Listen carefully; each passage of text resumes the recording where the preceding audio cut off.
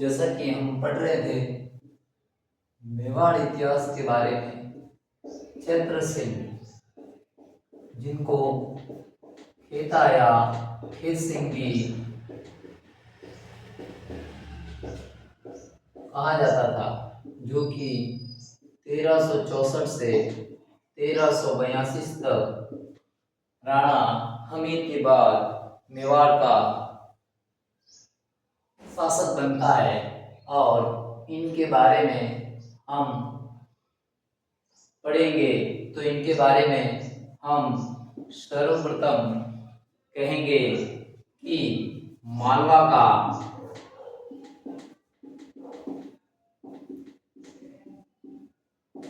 सुल्तान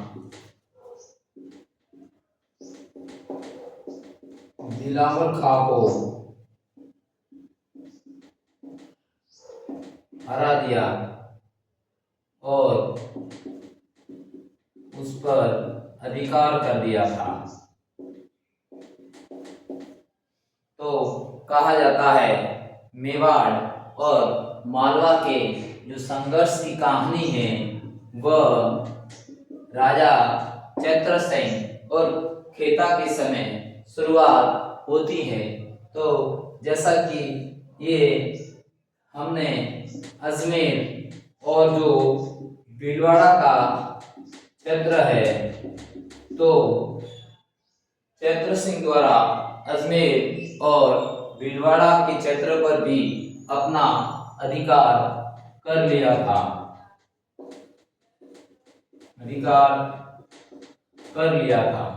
और अधिकार करने के बाद जैसा कि हम पढ़ते हैं कि इनके बाद एक राजकुमार आएगा जिनका नाम है पृथ्वीराज, जिन्हें उठना राजकुमार कहा जाता है, जो कि अजमेर किले में रहा और अजमेर किले के चारों ओर और परकोटे का निर्माण करवाया और दुर्ग का नाम अपनी पत्नी के नाम से तारागढ़ रख दिया था।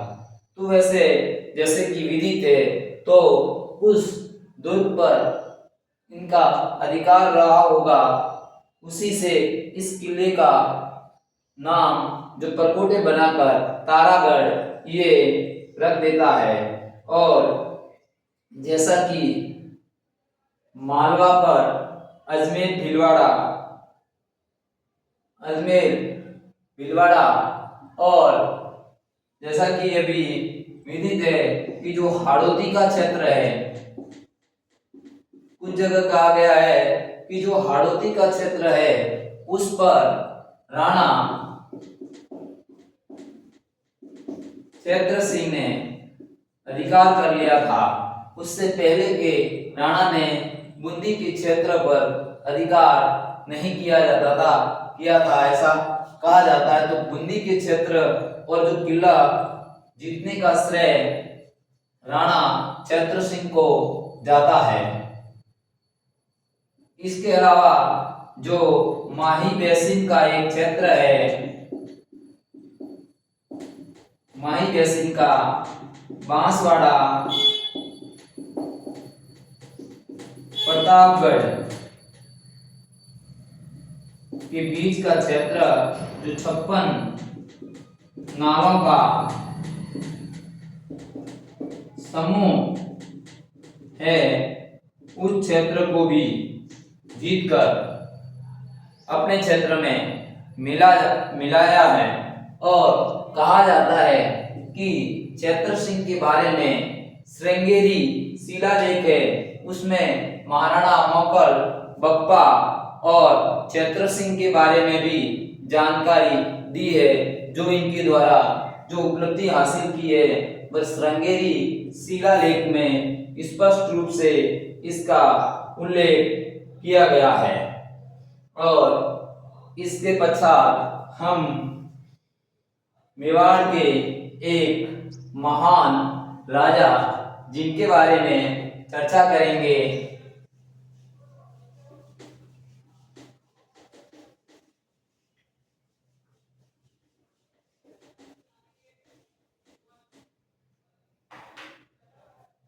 तो मेवाड़ के एक महान राजा जिनके बारे में हम पढ़ने जा रहे हैं, जिनका नाम राणा लाखा और लख सिंह 1382 से 1421 तक मेवाड़ की राजगद्दी पर बैठता है और इनके समय की कुछ महत्वपूर्ण बातें उनके बारे में हम चर्चा करेंगे। तो जैसा कि हमने पहले ही पढ़ा, मालवा और मेवाड़ का संघर्ष तो शुरू हो चुका था और राणा लाखा के बारे में हम चर्चा करेंगे। तो प्लीज मेरे साथियों और जो कंपटीशन की तैयारी करने वाले हैं उनसे निवेदन है कि आप ज़्यादा से ज़्यादा उसको देखें और चैनल को सब्सक्राइब करें ताकि आपको आने वाले एग्ज़ाम में ज़्यादा से ज़्यादा फायदा हो सके। और ये मेरा आपसे वादा है कि आने वाले एग्ज़ाम में जो मैं कंटेंट या शॉर्ट ये लॉन्ग वीडियो के रूप में पढ़ा रहा हूँ, मैं आपको विश्वास दिलाता हूँ कि उसमें से श्योर एग्जाम में क्वेश्चन आएंगे और आपके लिए उपयोगी साबित होंगे। तो जैसा कि राणा लाखा लख सिंह बनता है और इनके समय की जो महत्वपूर्ण जानकारी है इनके बारे में हम चर्चा करेंगे। तो सबसे पहले हम चर्चा करते हैं कि पिछोला झील जिसका निर्माण एक बंजारे के बारे में कहा जाता है कि बिच्छू मार और चिड़िया मार दो बंजारे थे। बिच्छू मार चिड़िया मार दो बंजारे थे और उनके बैलों की जोड़ी थी, अर्थात जो ये बंजारे थे बैलों का व्यापार करते थे और इनकी पीली जोड़ी जो मर गई थी तो उनकी याद में जो बिच्छू है तो बिच्छू नामक बंजारे ने पिछोला ग्राम में राणा लाखा के समय इस झील का निर्माण करवाया था। और जैसा कि झील के किनारे एक नटनी का चबूतरा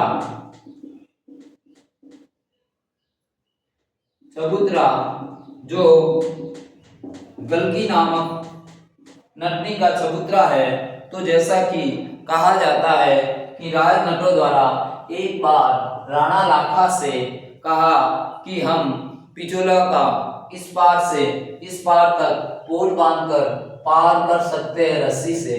तो राणा लाखा ने हंसी मजाक में कह दिया या उन्होंने कह दिया ऐसा इतना पार होना नामुमकिन है। तो शर्त हुई और उसके मुताबिक राणा लाखा ने कहा यदि ये पार कर लेते हो तो मेवाड़ का आधा राज्य तुम्हें दे दिया जाएगा।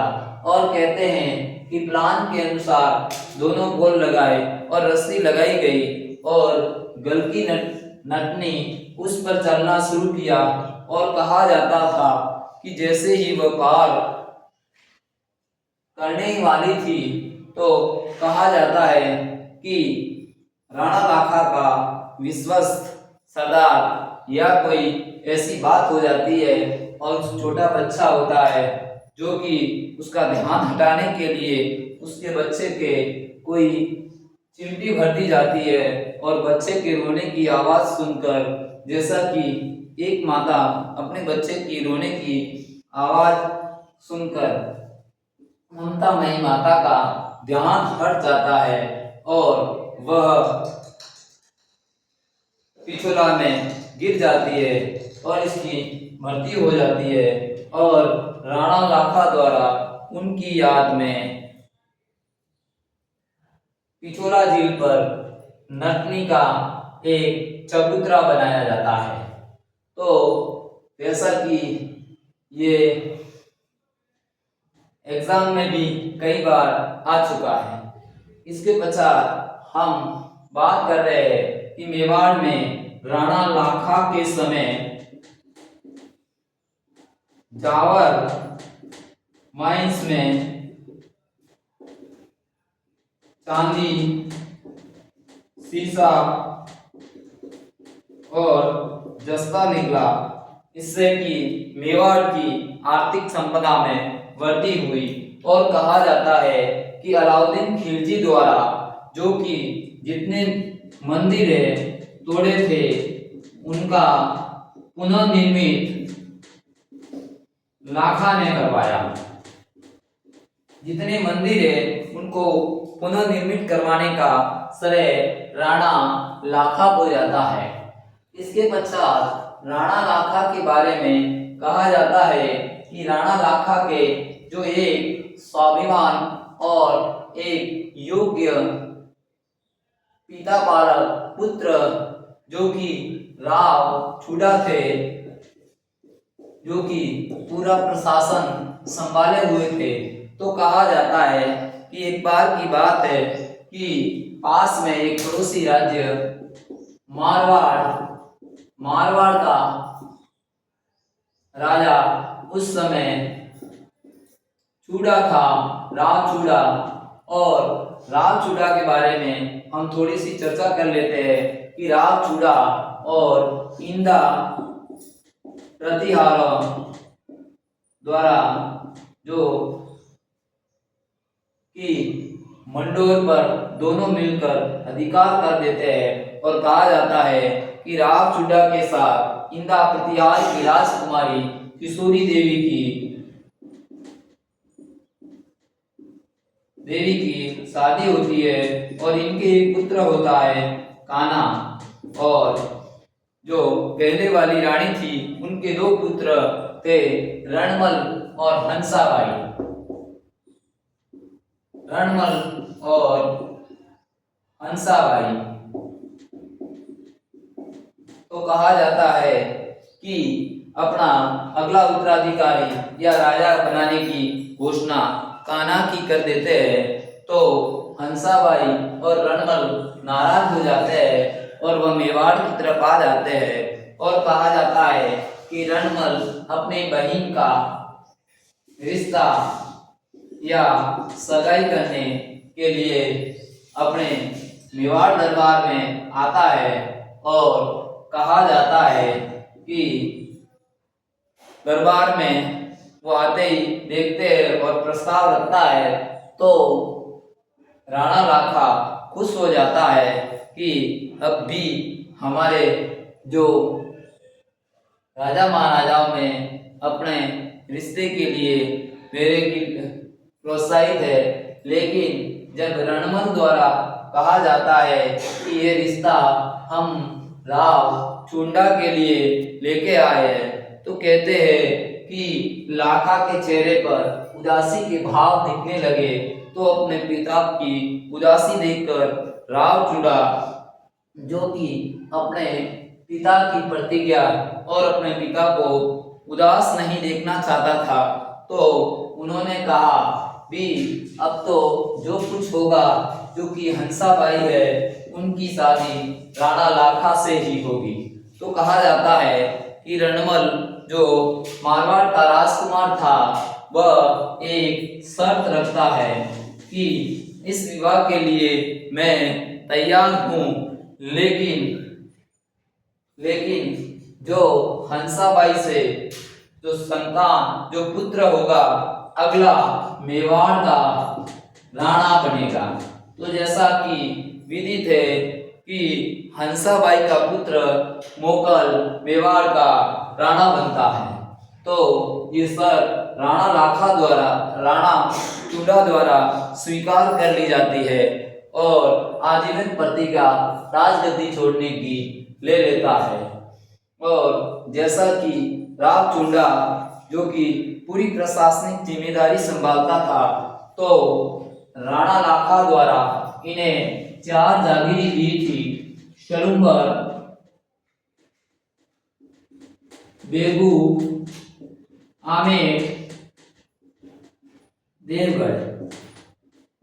जैसा कि मेवाड़ के इतिहास में 3 श्रेणी के जागीरी थी। प्रथम श्रेणी की जो 16 ठिकाने थे जो कि उमराव के नाम से जाने जाते थे, तो उनमें से 4 महत्वपूर्ण ठिकाने आमेर, देवगढ़, बेगू और सलुम्बर का क्षेत्र रावचुंडा को दे दिया जाता है। और इसके पश्चात कहा जाता है कि भविष्य में मेवाड़ में जो भी राजा बनेगा वह सलुम्बर के राव चुंडावतों की सहमति उसमें जरूरी होगी। और इसी प्रकार जो कि मेवाड़ के जो महत्वपूर्ण दस्तावेज अर्थात राजपत्र गजट पर राणा के बाद में साइन या हस्ताक्षर सलुम्बर के राव चुंडाओं के होंगे, तभी वह वैलिड या मान्य माना जाएगा। इस प्रकार राव चुंडा को बहुत सारी शक्तियां दे दी जाती है। और इस प्रकार हमने देखा कि राव चुंडा की ये बहुत सारी जानकारी हमें मेरे द्वारा आपको ये दी है, तो ये आपके जो आने वाले एग्जाम के लिए एक महत्वपूर्ण साबित होगी। तो एक बार मैं आपसे वापस रिमाइंड करवा देता हूँ कि राणा लाखा 1382 से 1421 तक राणा रहता है। और उसके समय पिचोला का झील का निर्माण बीचू बंजारा या बीचू जो चिड़िया मार और बीचू मार जो बैलों की स्मृति में करवाता है। और राणा लाखा द्वारा पिचोला झील पर गलगी का चबूतरा और राणा लाखा के समय जावर माइंस जो चांदी सीसा जस्ता, जिससे मेवाड़ की आर्थिक स्थिति बहुत अच्छी हो जाती है। इसके अलावा जो कि अलाउद्दीन द्वारा रावल रतन सिंह और उससे पहले तोड़े गए मंदिरों का पुनः निर्माण राणा लाखा द्वारा करवाया जाता है। इसके अलावा अपने पिता की आज्ञा का पालन और पिता के लिए रावचुंडा शर्तें मंजूर करता है और मेवाड़ की राजकुमारी हंसाबाई से शादी हो जाती है।